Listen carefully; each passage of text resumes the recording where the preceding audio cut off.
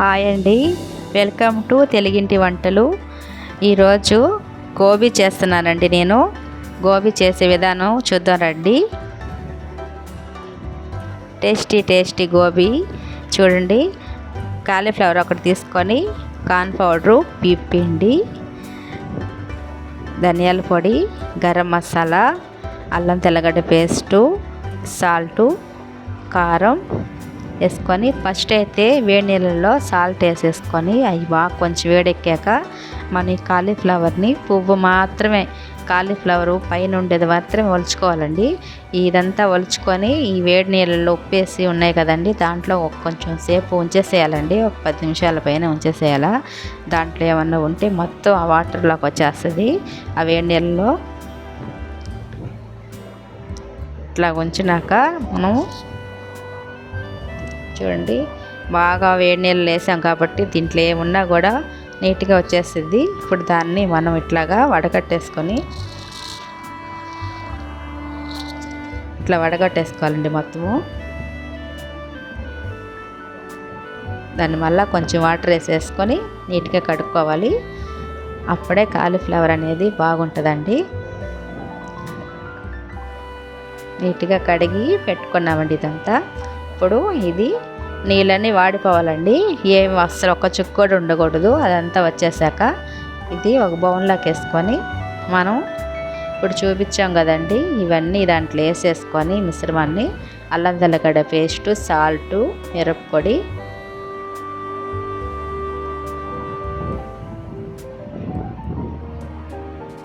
అది corn powder అండి, గరం మసాలా, పిండి, ధనియాల పౌడర్ మొత్తం వేసేసి బాగా ఇంకేం వాటర్ అనేది ఏం యాడ్ చేయకుండా వేయకుండా ఇట్లాగా మొత్తం కలిపేసుకోవాలండి మనం.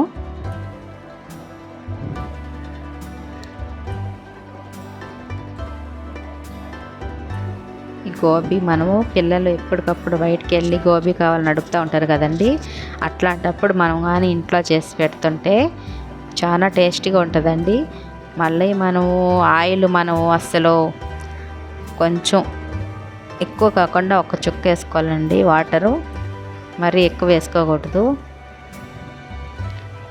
ఒక చుక్క వాటర్ వేసేసుకుంటే మనం మొత్తం కలిసిపోయిందండి.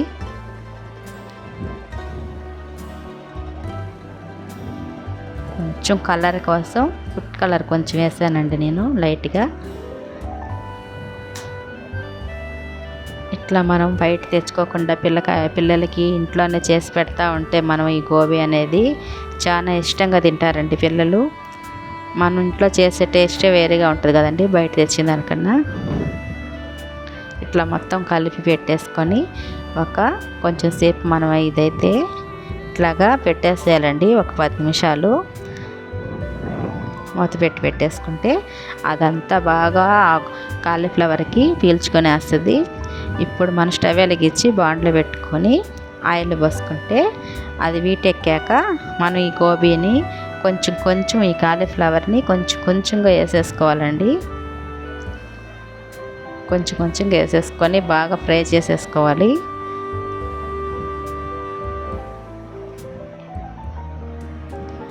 మొత్తం ఒకసారి కాకుండా ఇట్లా 2-3 సార్లుగా వేసుకుంటే మనకి చాలా నీట్గా వస్తుందండి గోబీ అనేది.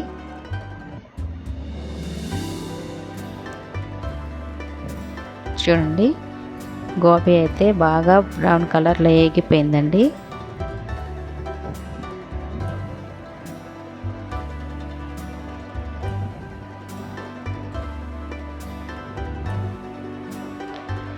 కొంచెం లేట్ అయినా కూడా మనం ఇంట్లో చేసుకుంటేనే అది చాలా టేస్టీగా ఉంటుందండి. కానీ ఇంట్లో అయితే మనం అందరికీ చేసుకోవచ్చు. బయట అయితే మనం తినలేం కదండి, పిల్లలు తినేస్తారు. మనం ఇంట్లో చేసుకుంటే అందరూ తినచ్చు. చూడండి, ఈ విధంగా వస్తే సరిపోతుందండి. కరకరలాడే గోబీ అయితే రెడీ అయిపోతుంది.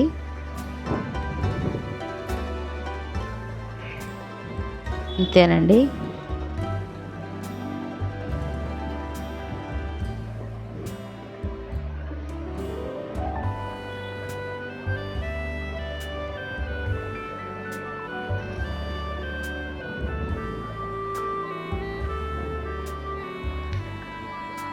గోబీ అయితే రెడీ అయిపోతుందండి. పక్కగా తీసి పెట్టేసుకొని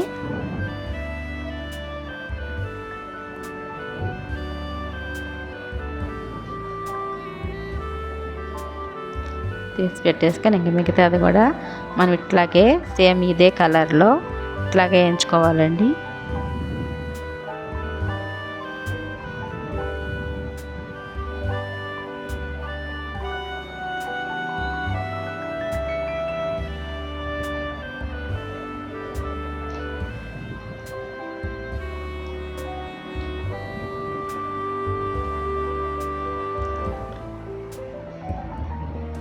నేనైతే ఒక్క కాలీఫ్లవర్ పెద్ద తీసుకొచ్చానండి. దాన్ని 3 సార్లుగా చేశానండి. ఇట్లాగా 3 సార్లుగా నూనెలో వేసి వేయించానండి. ఎక్కువ ఆయిల్ పోసేసి ఒకేసారి మొత్తం వేసేసి తీసేస్తే నాకు అసలు ఇష్టం ఉండదండి. ఆ ఆయిల్ని మనమే మళ్ళీ వాడుకోవాలి కదండి. ఎక్కువగా మనం కాంచిన నూనె వంటలకు వేస్తే టేస్ట్ ఉండదండి. అందుకే నేను కొంచెం కొంచెంగానే చేస్తాను. చూడండి ఇట్లాగా మళ్ళా మొత్తం ఇట్లాగా ఫ్రై అయిపోయింది.